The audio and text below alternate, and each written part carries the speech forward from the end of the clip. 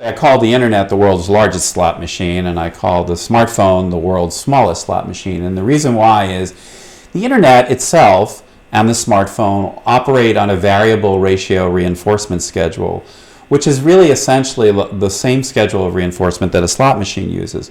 Meaning that every once in a while you get a reward, you get a piece of information, a text, an email, a Google search, a update, a social media connection, something comes through that you find salient or pleasurable.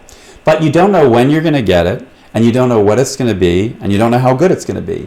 That's exactly the same schedule of reinforcement that a slot machine operates on. The interesting thing about the brain is that the brain loves that anticipation or possibility of receiving a reward when there's no definite predictability to it.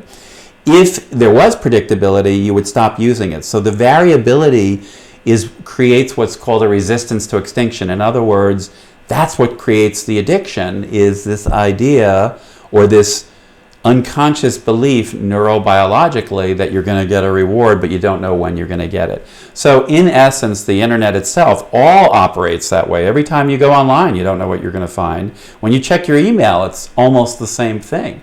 You're pulling the handle on the slot machine and seeing what comes up. The smartphone adds another dimension, though, and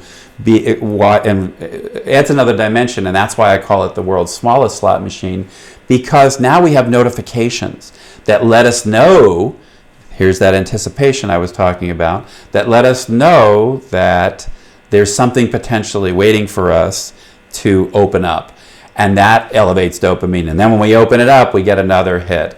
So we carry in our pockets something that has the potential to alter mood and consciousness and elevate dopaminergic stimulation all day long.